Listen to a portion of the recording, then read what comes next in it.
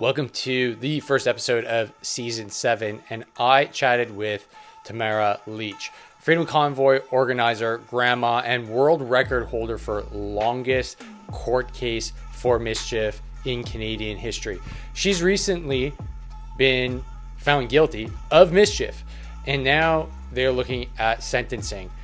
Currently, the government is looking at sentencing her to 2 years of prison time for a mischief charge, and her friend, Chris Barber, one of the co-organizers, same deal, and seizure of his big red truck. We're going to learn a lot about her perspective on the convoy, really understand where she's coming from, but additionally, start thinking about what are we expecting from our judicial system here in Canada, and is this trial a warning to any other Canadians that are considering protesting against the government in an organized, large-scale manner, that you will be crushed and all assets and all resources will be brought to bear to destroy your life, your family's life, and everybody around you?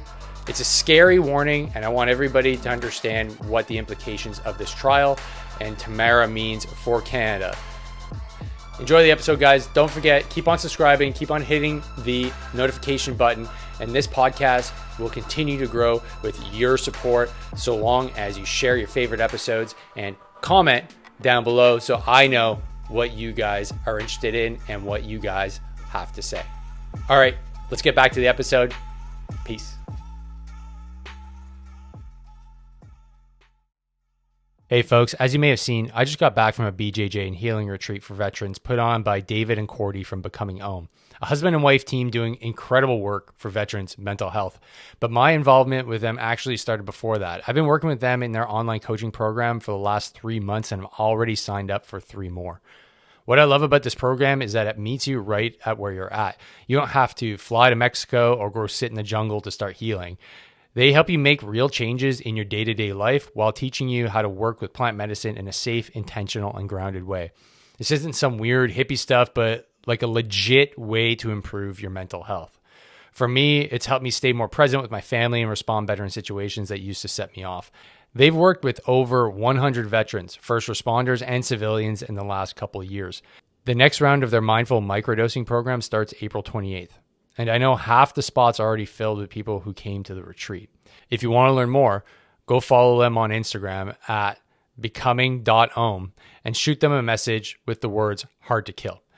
David will hook you up with all the info plus a special offer just for listeners of the podcast.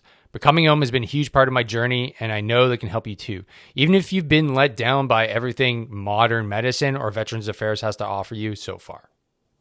Well, folks, after a long, arduous road of getting through some tech issues, I am finally recording with Tamara Lich. Tamara, you may or may not know, is someone that's become a bit of a lightning rod for controversy here in Canada. And whether you love her, loathe her, or anything in between, you can't ignore her. So Tamara is one of the key organizers behind the 2022 Trucker Convoy, which we're 100% going to talk about today. The movement that sent shockwaves through Ottawa and across the nation, and arguably across the world. She's been arrested, convicted of mischief after Canada's longest mischief trial, praised, vilified, and everything in between. Born in Saskatoon and worked in the energy sector, and was also a personal trainer and lead vocalist she's also a grandma and the world record holder for the longest mischief trial in Canadian history. Tamara, thanks so much for taking some time out of your busy day to chat with me and express and discuss all the crazy things that have been going on in your life over the last few years here on the Hard to Kill podcast. So welcome to the show. How are you doing today? I'm doing great, Dave. Thank you so much for having me. I'm looking forward to solving some of the world's problems with you today. Yeah, as am I.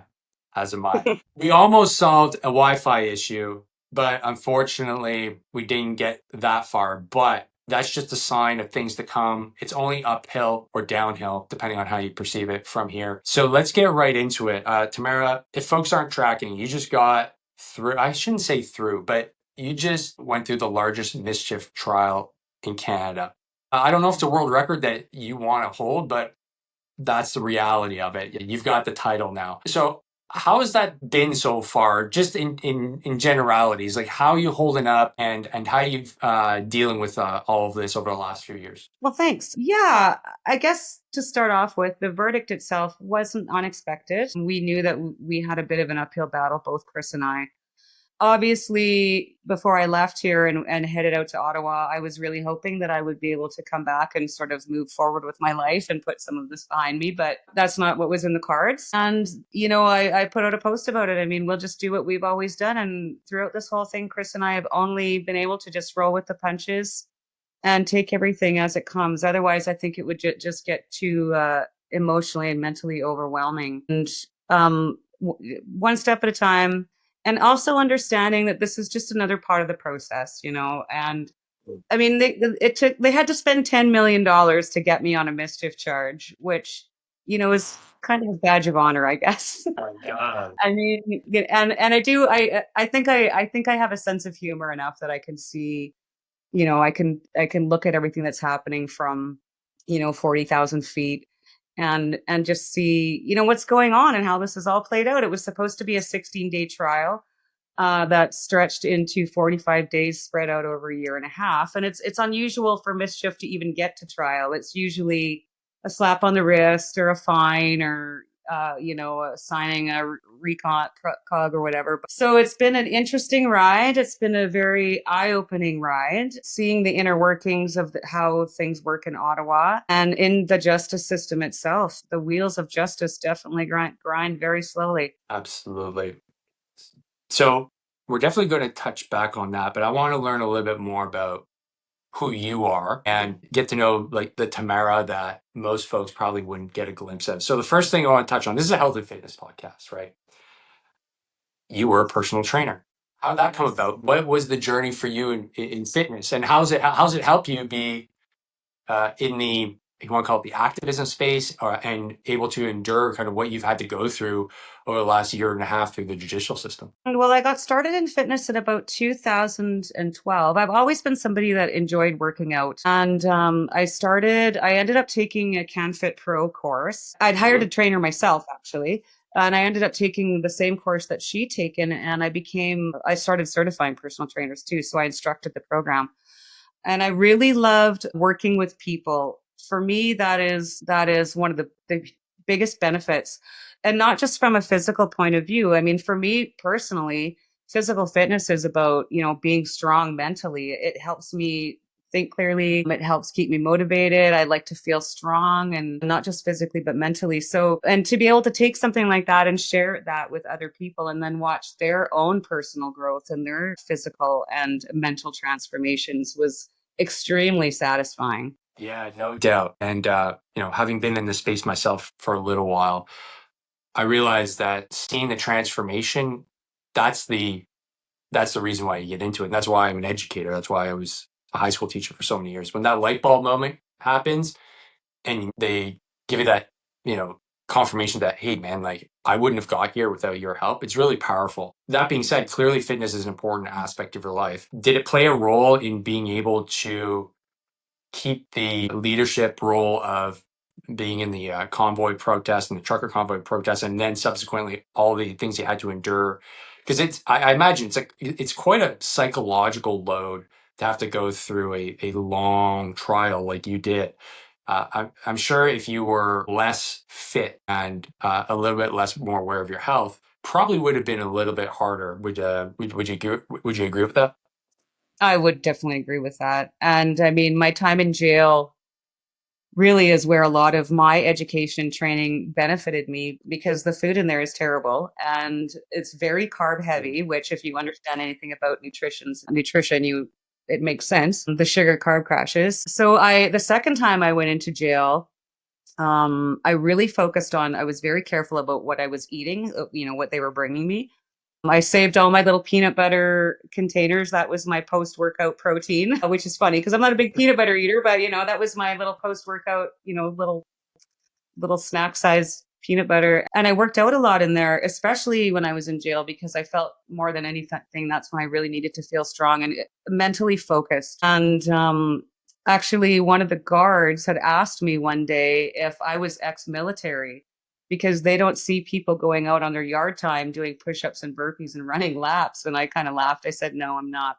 But I did make a concerted effort in there every single day to get some form of exercise, even so far as I do a sketch of the cell that I was in, because the second day I was moved to cells, they threw another girl in with us. So we were overcrowded. So my workout space went from, half of the cell to like a 4x4 spot at the end of the bunk beds right by the toilet.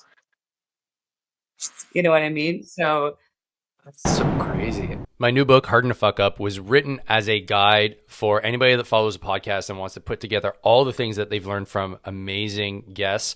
It is Dallas Alexander approved.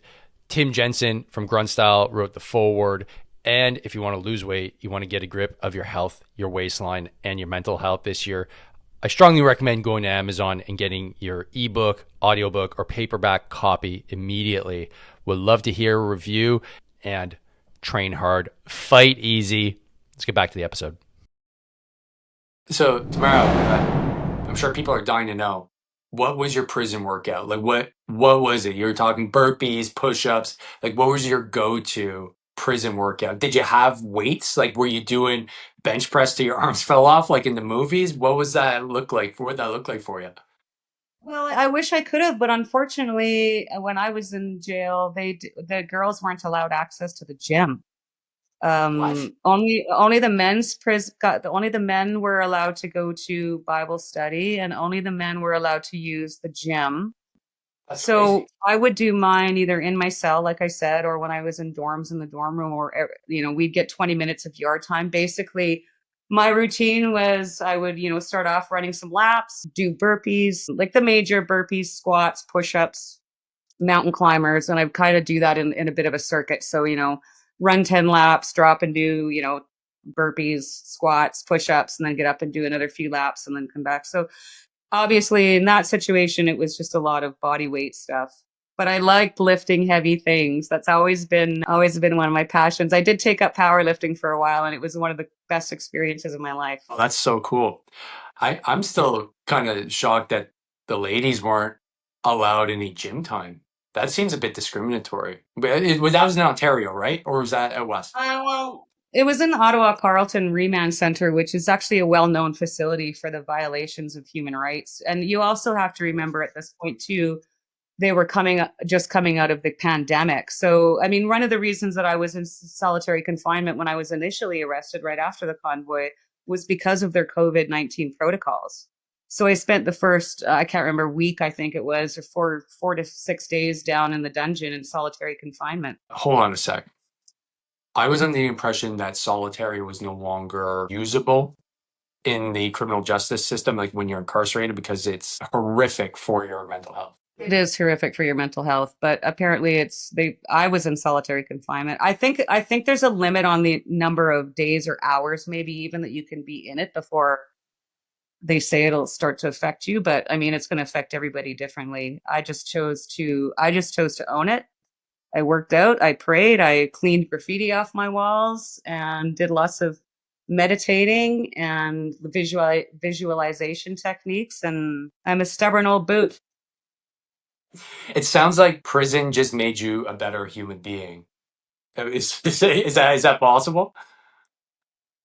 Well, I think it is possible because it gives you a lot more empathy too, As I was cleaning off all this graffiti, and some of it was pretty horrifically disgusting, I came across this one quote, and it made me actually cry as I was standing there, and I left it up there, and it was literally by a girl, and it said something to the effect of, stay strong. The first 14 days of quarantine are the hardest.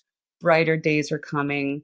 And then something about quarantine. And that's when it actually first hit me about how the pandemic also affected people that were incarcerated.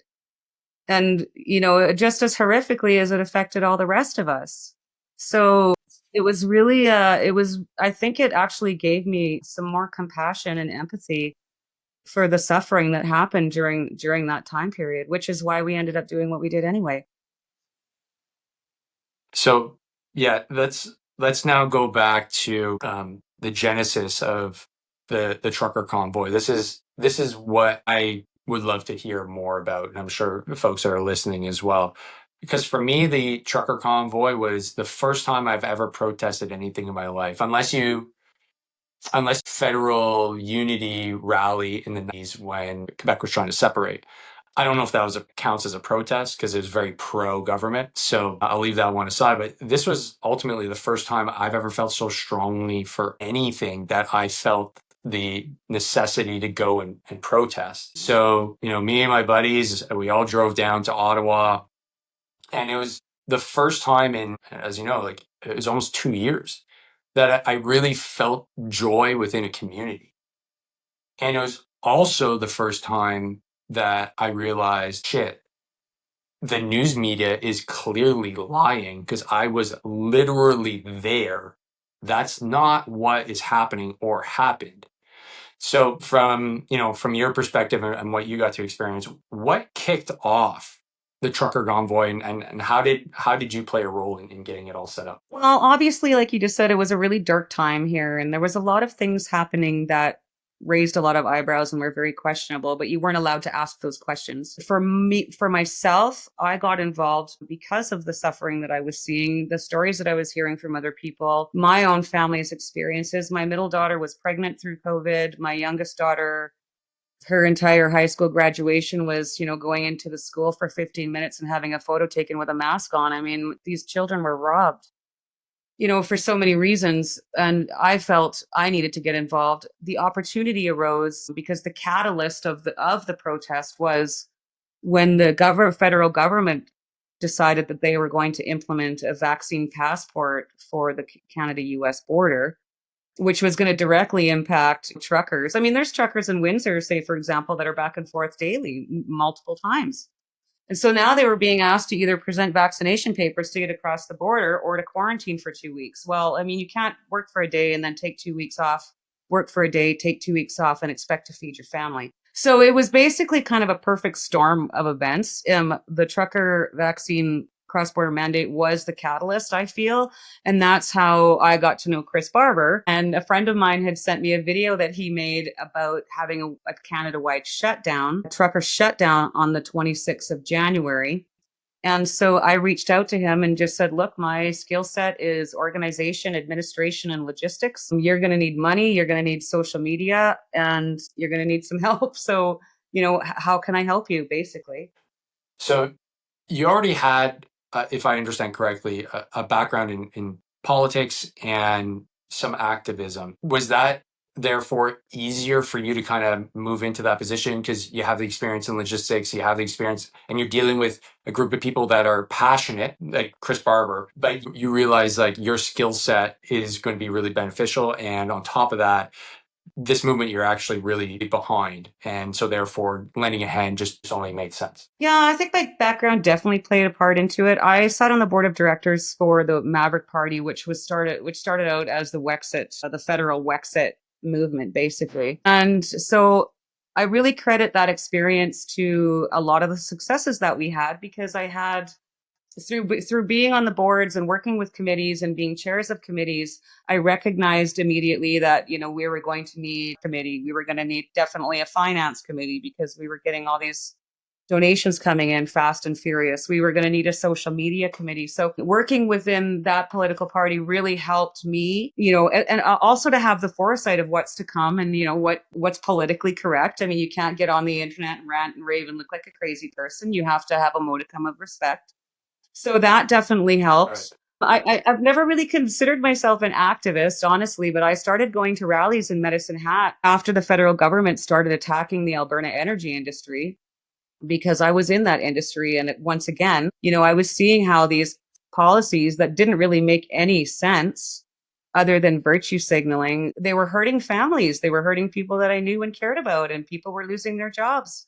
And then fast forward to 2020 and it's like that, but on a massive federal scale.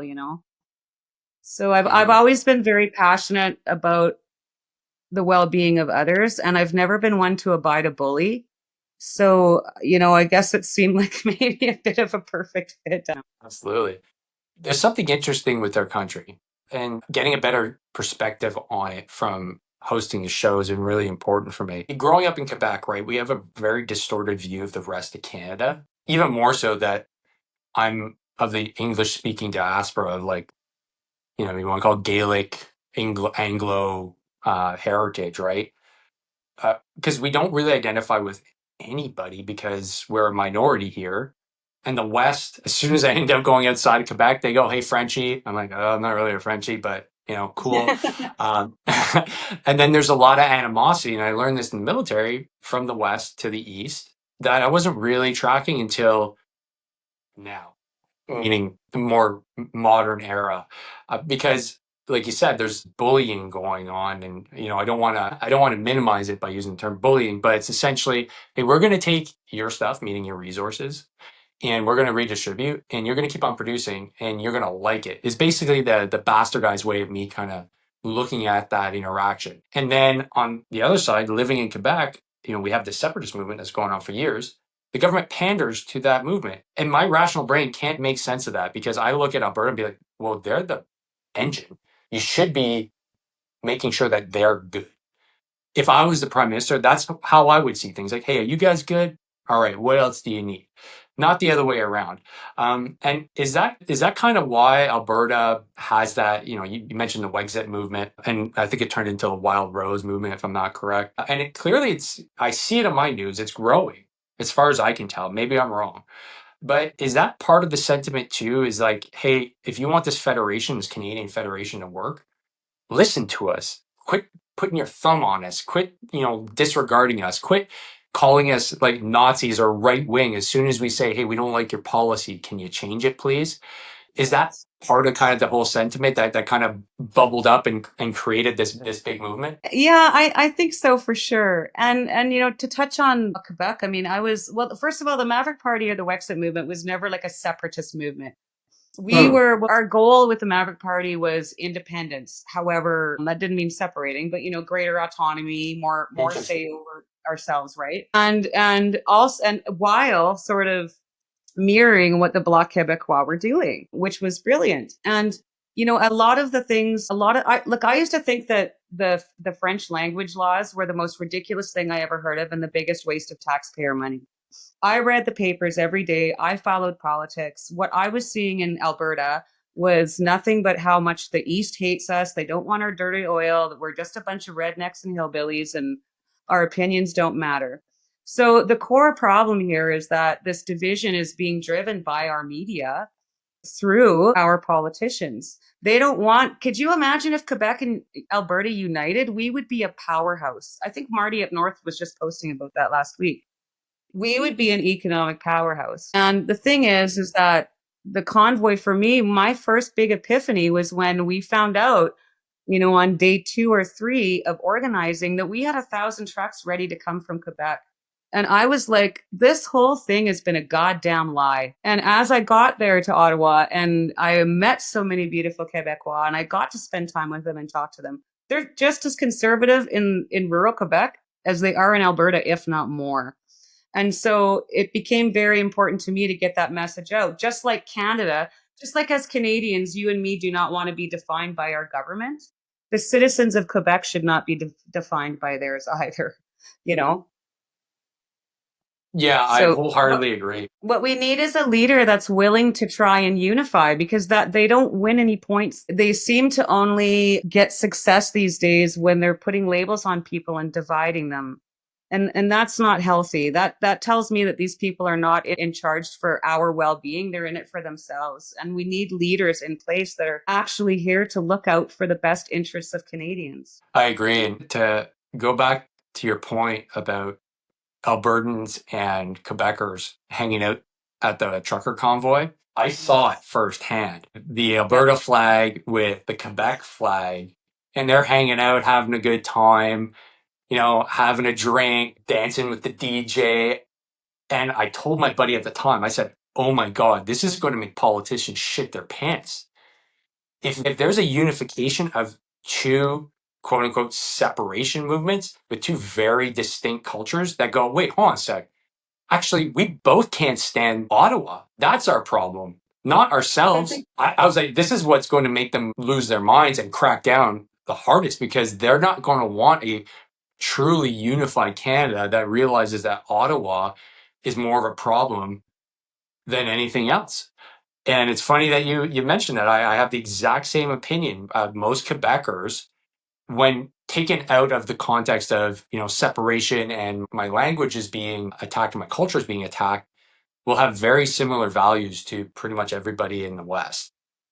And that's just something I've noticed growing up here. So yeah, the fact that a unification movement between both of those massive provinces, I think would cause a huge disturbance across the federation. And so divide and conquer is the only way possible in order to keep regional tensions high and unification low. So Yes. it's it's a very good conversation that I'm sure there's very smart people, that have realized this and focus more on dividing rather than uniting us. So that being said, the trucker convoy, I mean, I spent time in the military, obviously. I was never in operations. I was always on the ground, but I appreciated the sheer magnitude of any large scale operation. It just boggles your mind, right? Having just organized small time stuff pretty much my whole life, parties and, events, you name it, charity runs. Those have a layer of complexity and they require a lot of planning.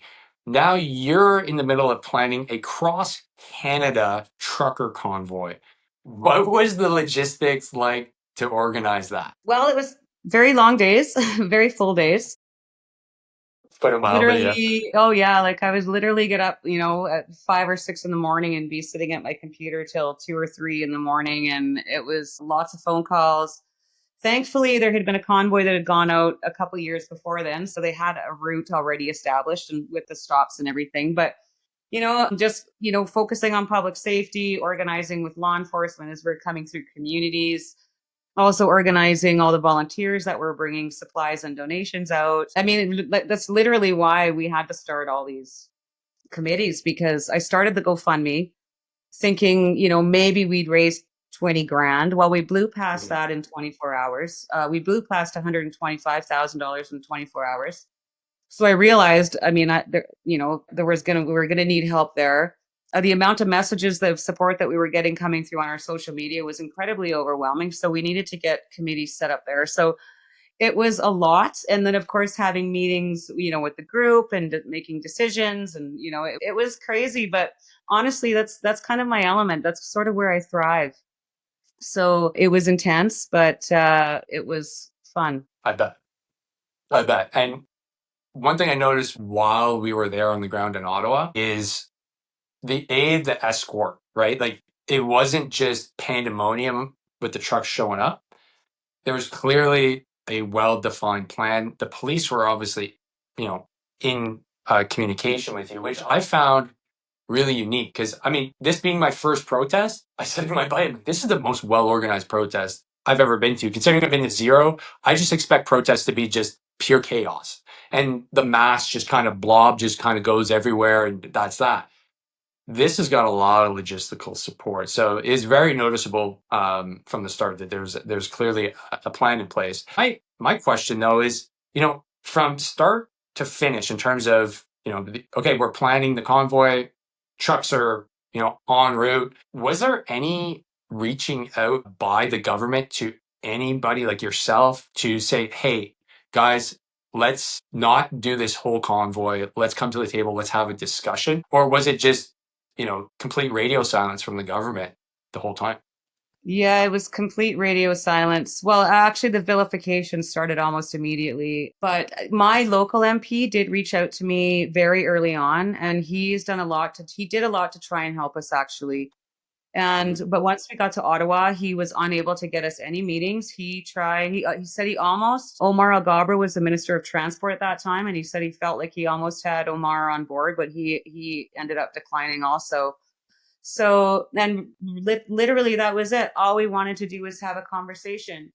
And then after we arrived, he did arrange something with the interim leader then, who was Candace Bergen, but Candace wanted to meet with me at an A&W for 10 minutes on Metcalf Street, which sounded the more burger place? Yeah, it sounded more like a photo op to me than sitting down and having a serious conversation. I mean, what can you talk about in a A&W, So We declined. We declined that meeting, obviously, and then we literally waited. And I just, I maybe ignorantly or innocently, we believed that somebody was going to come and talk to us eventually.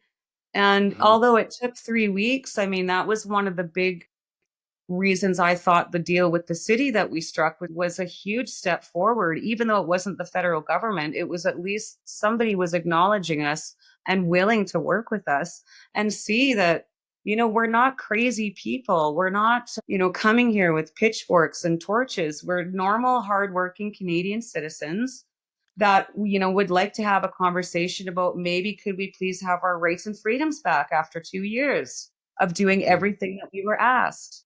Mhm. So I mean, it was, you have to say when. Somebody had to say when. Mhm. Yeah, I agree. It's it's a very typical Canadian response, what you just said there. Like, can we please have our rights and freedoms back? It's baked into our culture, right? We don't automatically say, hey, whoa, no, that's a line that you're not going to cross. And if you cross it, there's going to be hell to pay. That's more of an American response, right? And I think now this whole, COVID era has hardened us up. It's hardened me up. I didn't know anything about my rights and freedoms, I'll be honest. It took speaking with lawyers like Catholic Christensen to kind of get an idea of like, oh my God, but yeah, this is not good. And to then realize that you have hardworking, just regular Canadians voicing a serious concern and willing to drive across the country, put their, livelihoods on hold to protest something, that in and of itself is a massive message. And the thing that troubled me the most was because I was still, I guess, still kind of innocent at the time. Mhm. The gesture for me was big enough for the government to kind of say, "Hey, guys, you're the lifeblood of our economy. You guys are seriously pissed off. All right, let's have that conversation." But when it turned to vitriol, hatred, name calling, and then eventually the Emergencies Act, then I realized I'm not dealing with the country that I thought I'm dealing with. So was that a surprise when, you clearly had a half decent interaction with the Ottawa police and, on the ground, they were giving us high fives and, a lot of my friends are Ottawa police. I was like, okay, cool. Like we're clearly not in like a typical, for me, protesting here in Montreal is like a sport and just everything gets smashed and it's a disaster. Cars are on fire. Like it's a hobby here, right?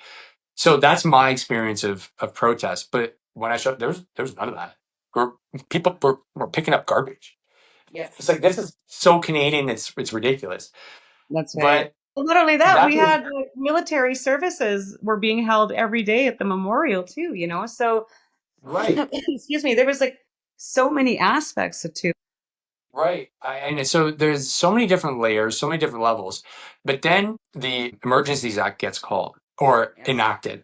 What was that? Were you blindsided by that? Or were you kind of, you had a contingency if that were to come into place? I'd love to know what you guys were thinking, what you guys were planning for during that moment. Well, I mean, I didn't think we ever could have thought that that would have happened. Like, not in a million years could you have ever foreseen, could any of us have ever foreseen that they were going to basically induce martial law for, especially for, like you said, the stuff that we were seeing on the ground. It was a very surreal moment for us, myself, my husband, the lawyer, and I think Eva, maybe Chris was there. I can't really remember. We had found out officially that Justin Trudeau was invoking the Emergencies Act literally as we were on our way in the truck to go meet with former Premier Brian Peckford, one of the last draftees and signatories of the Canadian Charter of Rights and Freedoms.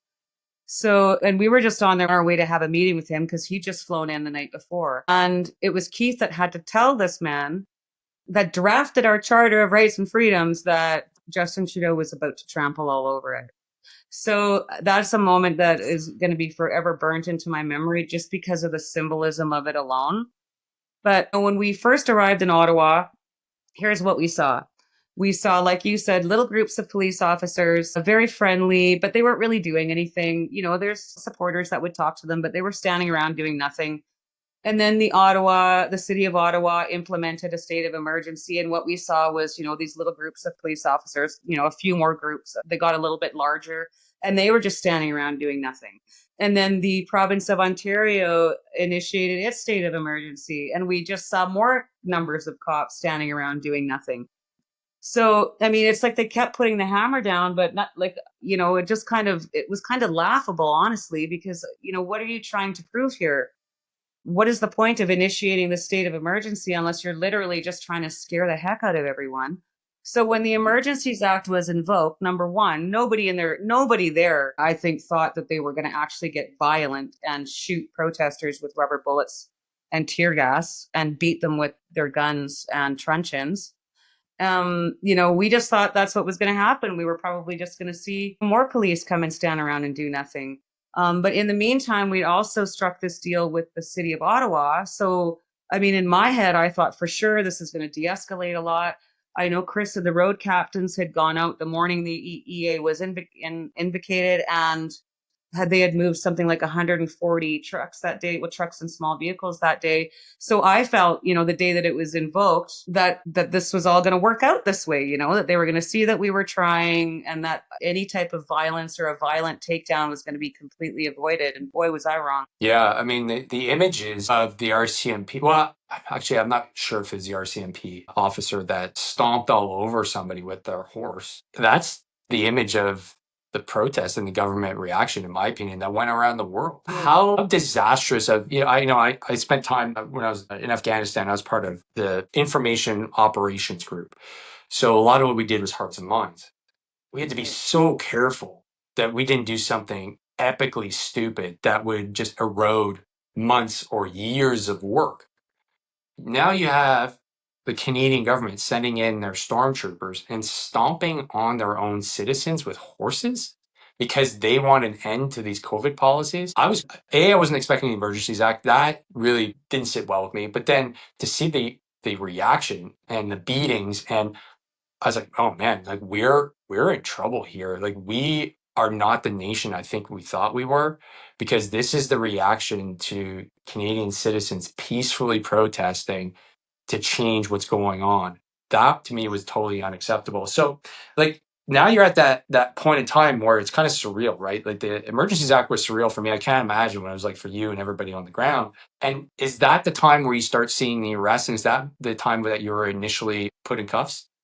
No, Really? it was the EA was invoked on the 14th. It was the afternoon of the 17th when Chris and I, well, it was funny because so that day we left the hotel we were staying at and we walked over to the memorial because we attended the military service that day.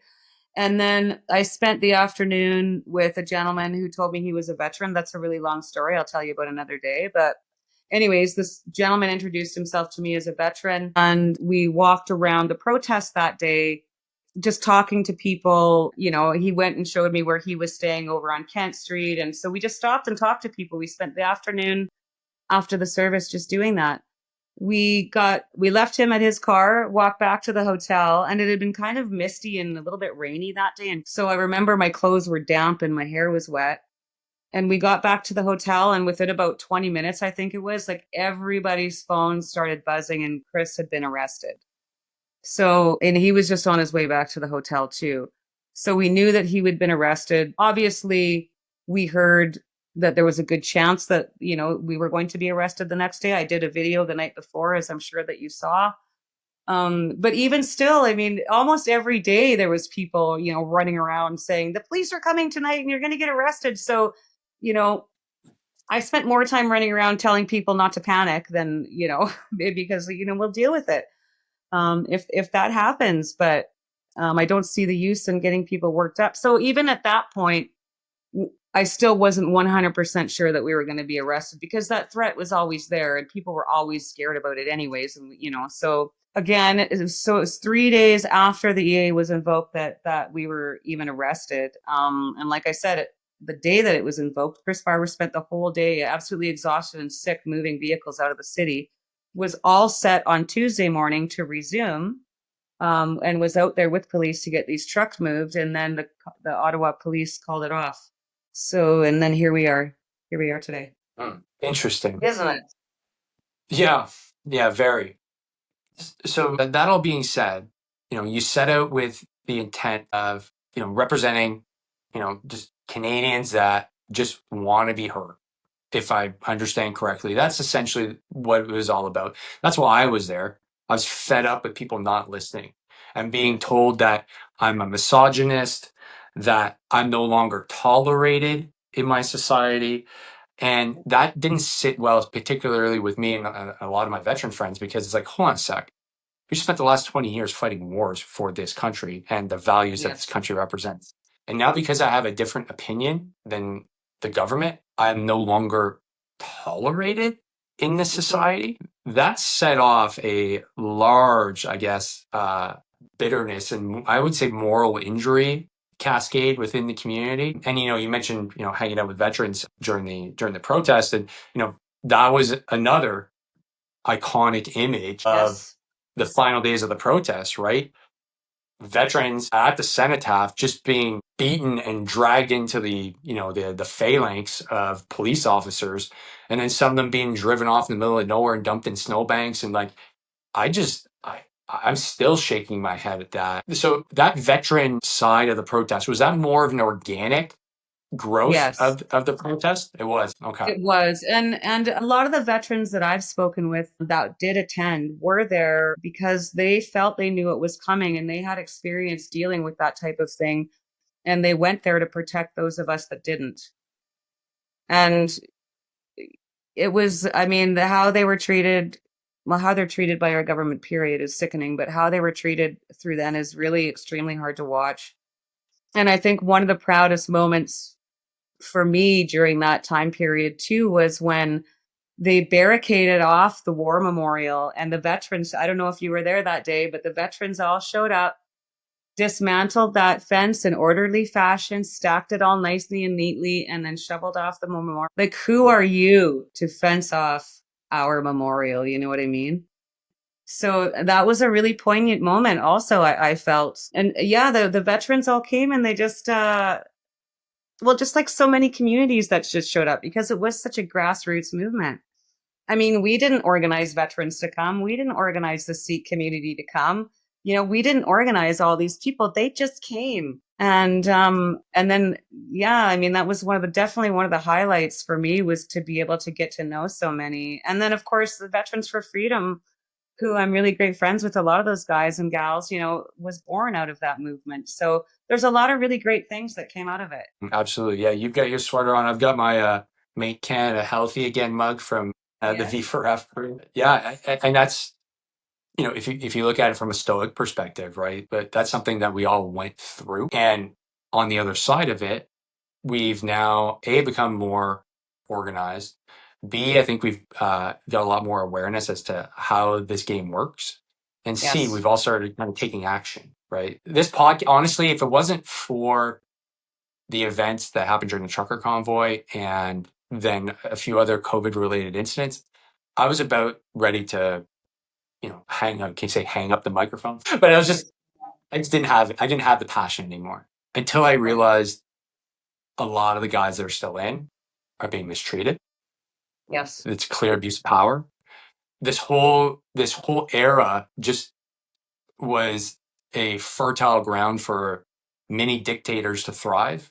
And I just didn't, I was like, I can't have this anymore. I can't just sit here and only talk about push-ups and workout plans. I gotta branch out a little bit more and talk about the things that are bothering me and a lot of folks in the community. So yeah, that being said, as the dust kind of settled on the actual protest itself, obviously there's a court case that we'll get into. But before that, were the expectations for you and the organizers, do you feel like they were met?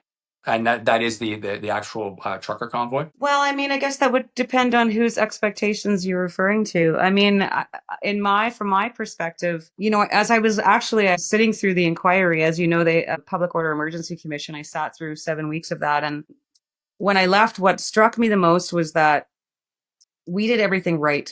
We contacted police, we worked with police, we kept our message about public safety, we kept our message about public order. It was really important that we got the message out about being respectful, and we were working with these officials all along, the ones that were willing to work with us. So when I look back personally, I think we did everything right. We may not have done everything perfect, but we took all the right steps. And when you look at how the government responded and the city of Ottawa responded and the Ottawa City Police, how they responded, it's like every single decision they made was the wrong one.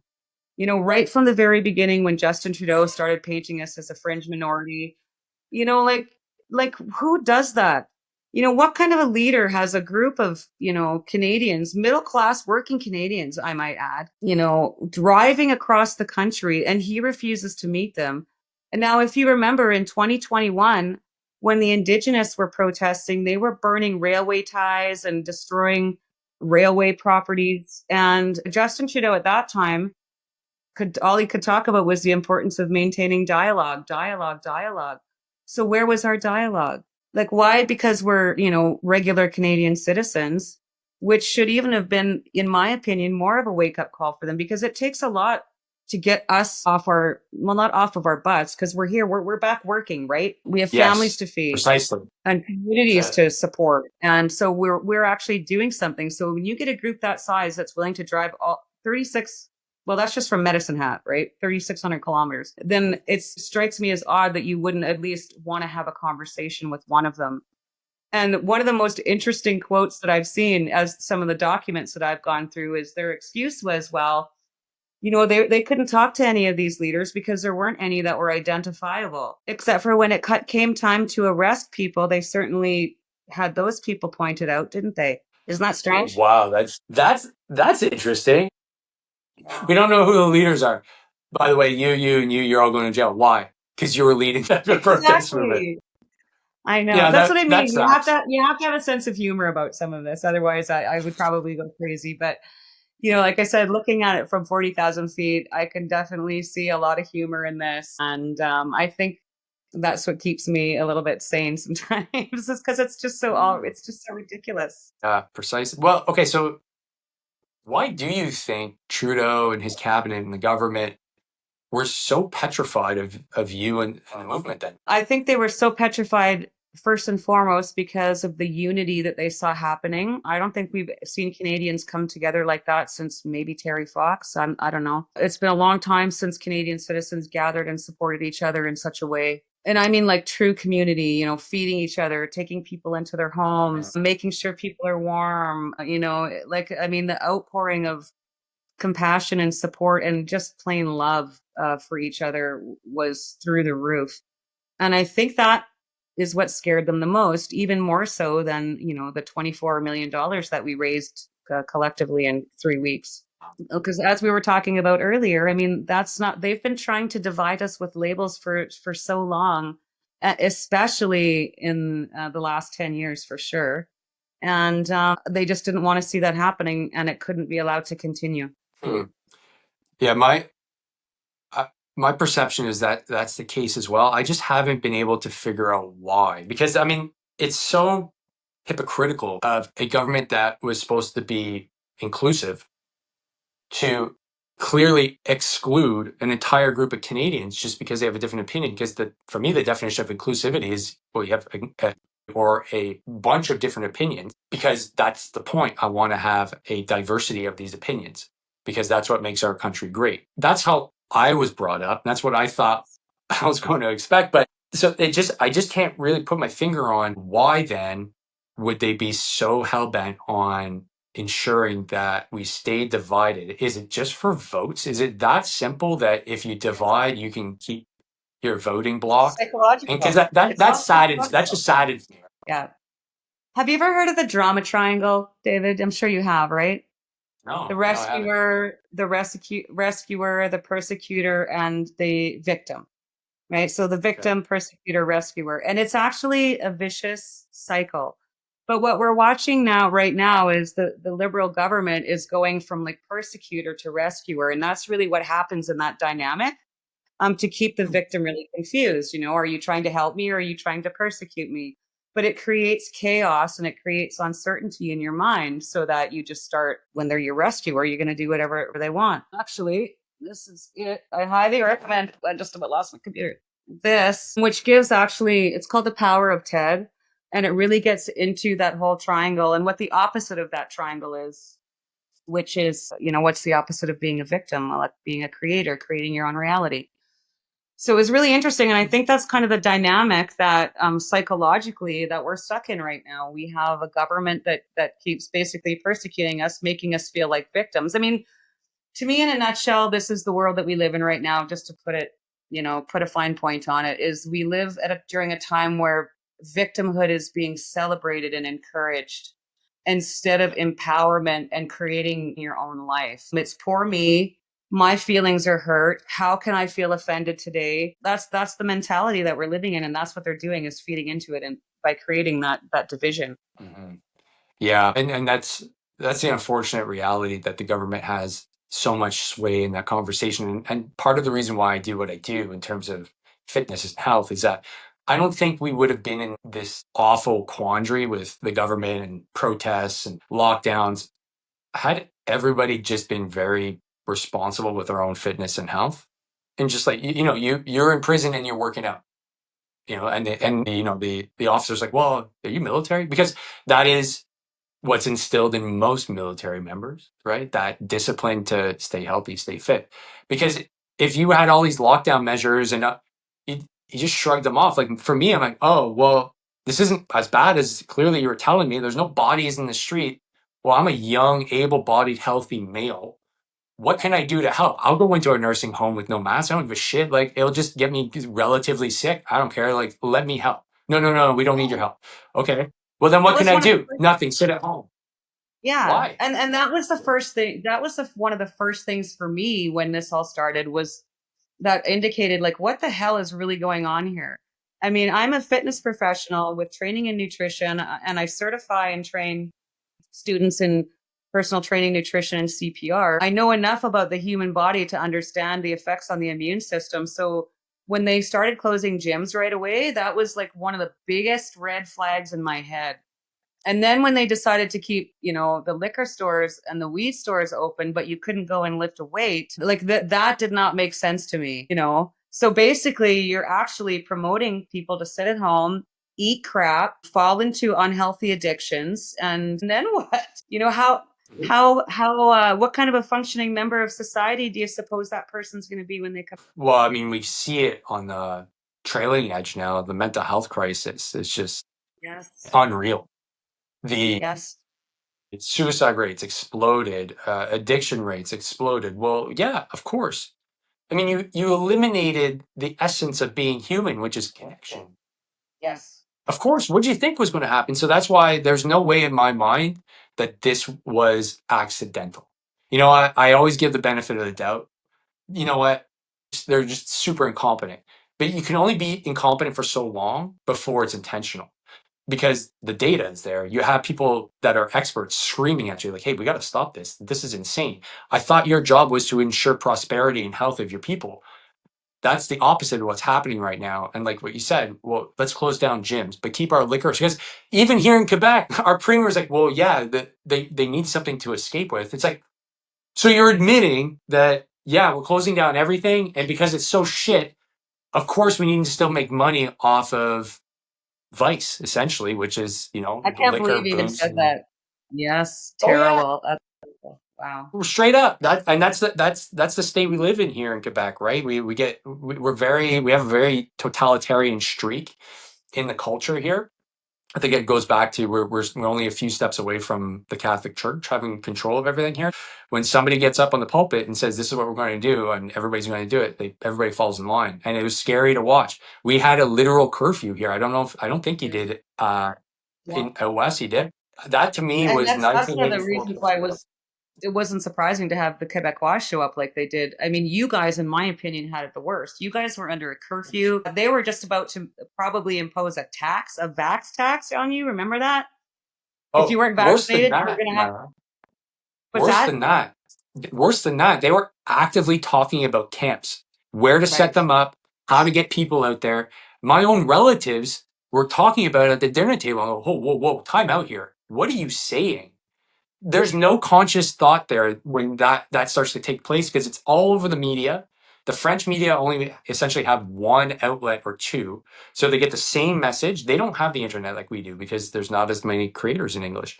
They don't have as many news channels because they don't get like American news in French. That doesn't exist. So therefore, their world was what they were told, and they fell right in line and were probably a year away from rounding up people and putting them in cattle cars and not even taking a second thought as to, wait, have we done this in history before? Huh. No, but I'm Yeah. scared. You need to go away. You're the reason why I'm stuck at home and not able to travel to Florida. That was it. That was the whole rationale. And it was so frightening. I couldn't even wrap my head around it, that I was scared to like be out past 7 p.m. because that's when COVID apparently is the worst, right? Like Right. insane. Yes, that's right. Absolutely insane. Um, It was insane. So yeah, so that means yeah, it was. It was an insane moment in history. So okay, that being said, now we're at the point in the story where you've obviously been arrested and now you're in the judicial system. What was that like? I mean, you're talking about solitary confinement. When we were just chatting there offline a few weeks ago to set this interview up, and you mentioned, being in solitary, that I was shocked. I didn't think you could be put in solitary. And, like you explained, well, it was COVID. Okay, I guess, but still, that seems like cruel and unusual punishment. But that's just my, non-expert opinion. From your perspective, how was that treatment? And then, what was it like being tied up in this judicial system, which took over a year and a half to get to the point where they officially got you with the charge of mischief? Right. Well, like I said, it's been quite a slog. Yeah, getting entangled into the judicial system has been quite an experience and also an eye-opening experience too. Everything moves so slow. I mean, also the court systems right now are dealing with backlogs from COVID, so everything just seems to take forever. I mean, to book a date, if you look at booking a date for a hearing for Chris and myself, you have to look at the judge's schedule, two Crown schedules, three lawyers on my team, and three lawyers on Chris's team, and you have to find time in there that's going to work for all of them.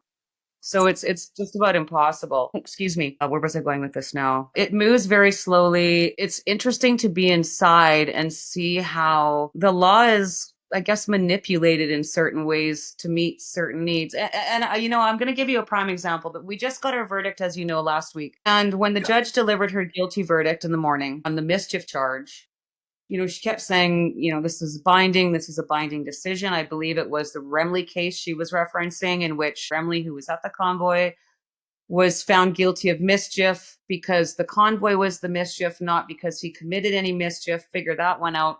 Anyways, this decision was binding. Yeah, this decision was binding. So she had no recourse.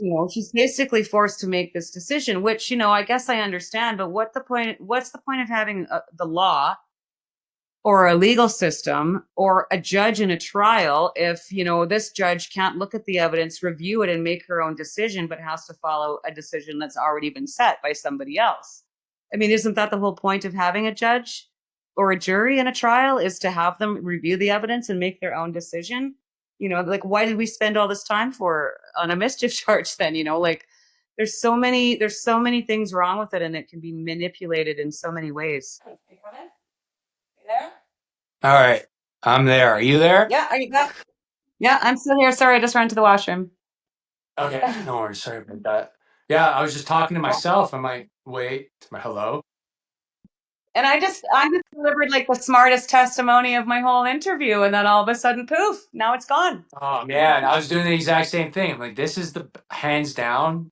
It's probably because everything went silent and I just got into my flow state. Okay, so let's I don't even know what I was rambling on about, but I know it was the legal system. We got cut off. We have to start again. Well, not start all over again, but start from zero. Sorry. That's okay. Yeah, starting all over. All right, so that's weird. I'm just gonna leave and pop back in and rotate my camera. Be right back. Yeah, no problem. All right, there we go. Okay. Okay, now we're back in business. All right. So yeah, we were just talking about the judicial system. I just made a note about the convoy was the mischief, not the action of the individual.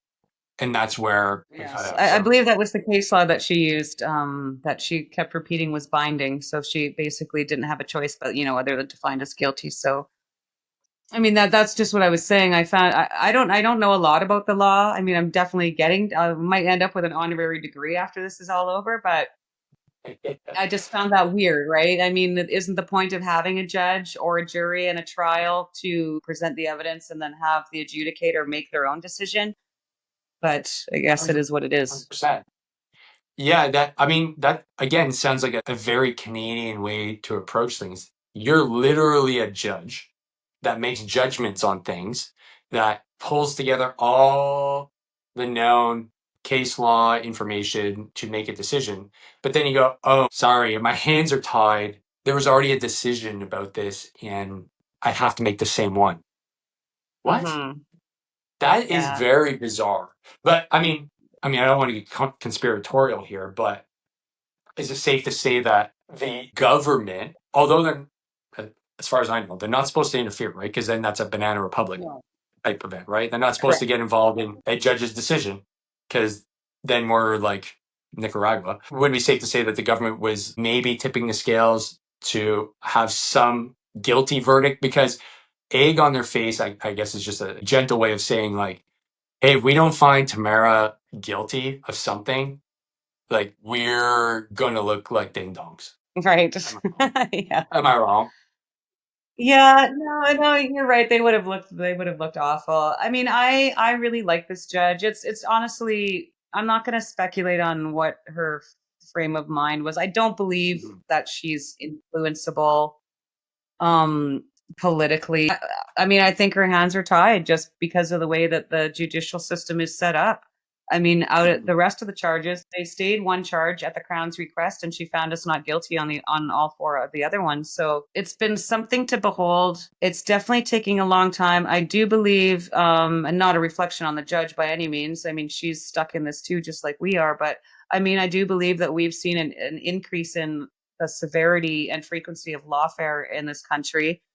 And basically, I mean, that seems to be what it's all about. The goal is to bankrupt you and demoralize you, basically, and to make others afraid to stand up and do something similar. Is that how you would define lawfare? Is just the usage of the judicial system to not render justice, but to destroy your physical and moral capabilities to seek justice? Is Yes, I do. that it? I do believe that's what it is. Yep.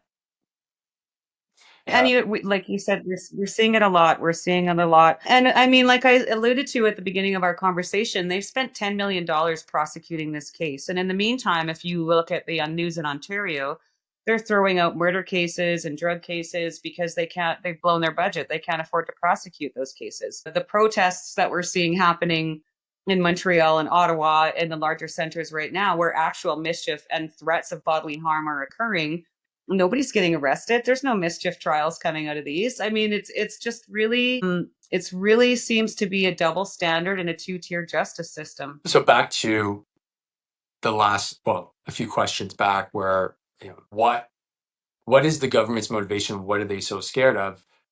Judging by their actions, they're petrified of somebody like yourself organizing some sort of protest, because those individuals that organize protests in Montreal, Toronto, obviously they're not petrified of them, or they would be throwing them in jail, charging them. That's just my perception of things. But then the next question is, well, why aren't they perceived as a threat? Because as a citizen, I perceive that type of protest, like the Antifa stuff, all the wild, really Marxisty, like left wing leaning stuff that happens in Montreal all the time. I would say that's more of a threat, even if it's not political, just to the livelihood of the businesses and the people that live in Montreal more than anything else. So I think I'm in the same boat. I don't understand how you can have these two tiers of justice and or ability to protest based on the fact that the government just doesn't like the way, like, the protest that you're undertaking, because it affects them more than anything else. I Well, don't if go you with look this. at it, one side is basically promoting unity and the other side's promoting division. And the ones that they hate the most seem to be the ones that are promoting unity and patriotism and pride in your country. And the ones that are promoting dissent and labels and division are the ones where they'll just stand back and talk about how they need to have more dialogue, or just let the stuff continue to escalate in our streets uncontrolled. So I mean, That's a if you really really drill down into it, I think that's really what it comes down to. So, that being said, are you optimistic for the future? Do you think we've turned a corner? We've seen the ugly face of what the government is able to do when we're not paying attention for a long period of time, meaning we're not as civically engaged. You even mentioned it. Hardworking people are hardworking. They don't have time to be engaged in protests and going to universities and causing shifts in culture. We're working. But do you think now that and a lot of us have families. See, these are all important concepts that uh, influence how culture progresses, because the people that are busy are the busy people that are doing the productivity, while the other people, like the intellectuals, can think about how to change culture and how to be a better utopian society. At some point, though, it seems like we're at this inflection point where, well, your intelligentsia, your intellectual class is starting now to affect my day-to-day life. And I'm not happy with that. So do you think that's where we're at in terms of Canadian society, that the working class, the individuals that actually put the food on the table, the people that drive the products that you order on Amazon from your apartment, are saying, hey, it's my time to hear my voice? Is that kind of where we're at? Well, I have a lot of hope, and I'm going to tell you why. When I was in Ottawa last week for trial, there's a lady that's making a documentary about our trial. And she actually interviewed a lady from Ottawa who has worked, she's doesn't get her fingers dirty. She was an older lady. And the point of the interview was to kind of get a dissenting opinion. And this lady did not support what we did.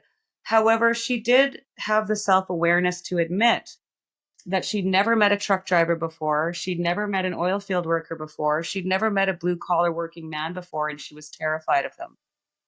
And so even she had to admit now, 3 years later, looking back, that, perhaps there was, things that she could have maybe information she could have sought out from different sources rather than just listening to the news. So, I mean, what I'm seeing now is in our case is a lot of people that did not support what we didn't that did think we were just hooligans and thugs and didn't believe in our mission. But because of what's happened since then, they're starting to have their eyes opened a little bit. They've come after us so harshly, and that maybe there is another side to the story. I'm an eternal optimist. I do think that there's hope for Canada, but I don't think it's going to be easy. I think it's going to be a bumpy road, and I think things are going to get worse before they can get better. As you said, I firmly believe that Canada and Canadians had a really strong reputation for being strong and resilient and survivalists and very proud people. And I think we rode on the coattails of our reputation throughout the First World Wars for so long, and we just got complacent and stopped caring about what our politicians were doing and focused on our families. And then all of a sudden, one day I wake up and they're trying to shut my industry down, or, they're going to start giving free drugs to addicts on the street. Like, it's where this country has gone in 10 years is completely mind boggling. And Mm. it's funny for me, I was raised in a generation where, I'm responsible for my own actions and not responsible for anybody else's actions. And that's not the world that we live in now. Like I said, it's all about being a victim now and who can be the most offended. Well, case in point was the fundamentals of the COVID policy. You need to go get a vaccine because I want to be protected. What? I'm, Yeah, I was a grade 9 science teacher with a bachelor's degree in science, right? And when I right. started hearing that, I'm like, that's not how that theory works at all. I've never gotten a vaccine because I don't want you to get sick, because that makes zero sense. It's literally not how that works. But then the gaslighting happened, and I said, but oh, so then that means the onus is on me for everybody. Oh, wait, okay, I think I see what they're doing here. They're basically saying you can't have an independent thought because if you do, you're selfish. which is Yeah. contrary to every bit of marketing, movies, TV that I ever got in the 80s. Hey, you're in charge of your own shit. Like, make Exactly. it happen. Now, all of a sudden, no, I'm Figure in it charge out. of everybody else's shit. How's that Yeah. happen? Yeah. I agree. I agree with you Yeah. wholeheartedly on that one. And it's kind of like even the situation that I'm in now, right? I mean, I've been painted as a leader of this convoy when, I mean, it was the most grassroots movement, I think in the history of Canada. I mean, nobody could lead that many people. No one controlled anybody. We were just all, human beings gathered in the same place. So, on that scale too, it's a bit ironic. Tamara, I beg to differ. I think Justin Trudeau would claim that he could definitely lead an entire country of people. I think if there's anybody that could do it, it'd be him. Yes. Just by sheer ego alone, he'd be able to make it happen. So, all jokes aside, where's this all going now? I mean, you've still got sentencing. I'm super curious because mischief charges, like, I got buddies, like, mischief charges for me is you're in Ottawa, it's Canada Day, and you piss on a building and the cop's like, hey, what are you doing, bro? Or you're just getting rowdy and there's a fight and they ding you with mischief and like, you didn't really go to court. It's just like, okay, pay fine. Like, that's it. What are they going to, they've spent $10 million. That's insane. That's like my money and every other Canadian listening to this show right now that went to you being convicted of mischief, but now they got to sentence you. So like, what's that process like, and when's that going to happen? We have a hearing tomorrow morning to set a date. Like I was kind of joking earlier in our trial, in our mischief trial, we set dates to set dates. And this is where we're at now. So tomorrow they're going to be setting a date. They're going to have to probably find 2 or 3 full days. What's going to happen is we're going to have a sentencing hearing first. So the Crown will be able to lay out victim impact statements from community members or business owners or whomever. And then we'll have a day to sort of, give our rebuttal and our submissions. And then we'll go home and then hopefully be back in another month or two to actually receive the sentence. So, I mean, I'm hopeful about the sentencing. And I guess that will also be very telling too. Again, it's been 3 years. So remember, 3 years, I've already spent 50 days in jail, almost just under 50 days, which equates to 100 when you're in pre-trial custody. So I've already technically spent, we'll say, 96 days in jail on a mischief, which is unheard of already. Yeah. 3 years under bail conditions, like very strict, broad bail conditions, no contact orders. So I mean, this has just gone on an incredibly abnormal amount of time. And unfortunately, it's not going to be over. I mean, I guess that's the thing. Chris and I both know that we're in it now, and we just sort of have to take all the stuff as it comes and sort of figure out, our next move day by day, because we just never know what we're going to get hit with anymore, it feels like. Yeah. I mean, I was actually reading a National Post article from a few years ago, just, getting ready for this conversation that said, it was an editorial, but this whole ordeal that you and Chris have gone through, imagine we actually had a genuine terrorist threat. And we have in Canada, right, with the FLQ movement back in the 70s.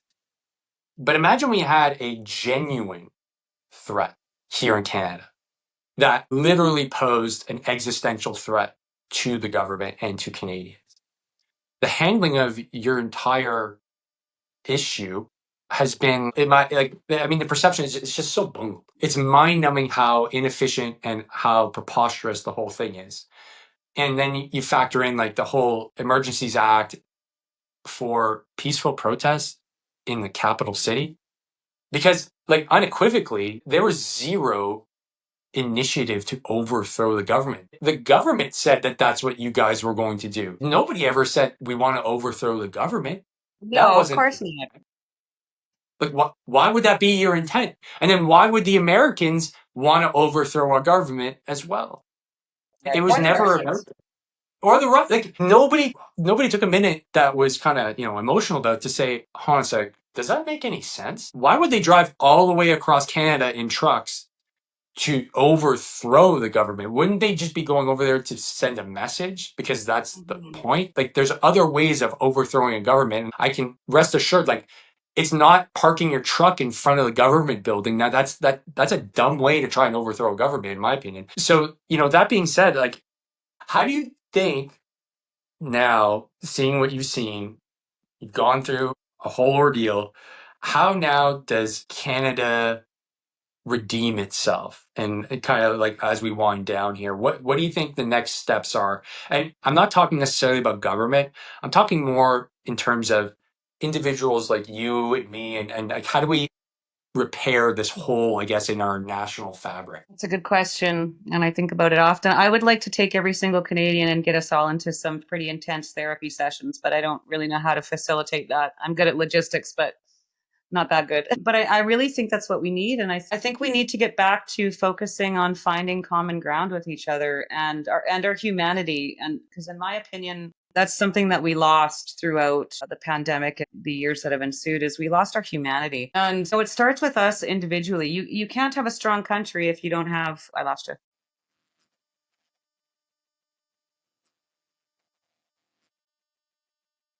No, come on.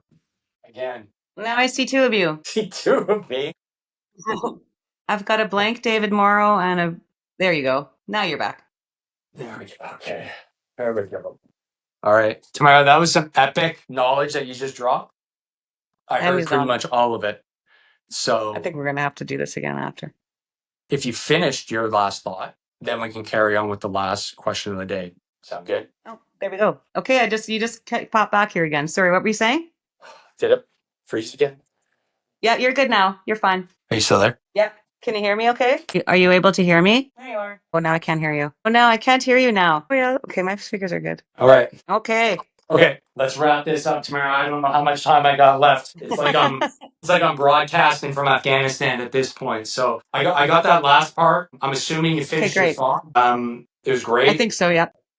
And you just obviously couldn't hear me, and then I realized it was the connection gone. So okay, let's just start with the final thoughts and any call to action you have. So 3, 2, 1. All right, Tamara. As we wrap up this awesome conversation, I just like to know, what's your big call to action for folks that are listening, and what would be your final words as we wrap up the conversation here? Sure, thank you. I think I think the biggest thing right now is that everybody knows we're in the middle of a federal election. I think this is one of the most important elections of our time, certainly in my lifetime. And so I would just encourage people to A, get out there and vote, B, get out there and get involved if you can, volunteering, knocking on doors, handing out pamphlets, whatever you've got to do. I won't tell you who to vote for or who to support. I mean, I think that's up to each person individually, but it is important that people get involved and get engaged and, re-engaged back into our society. We have a country to fix. It's all hands on deck time. Yeah, I totally agree.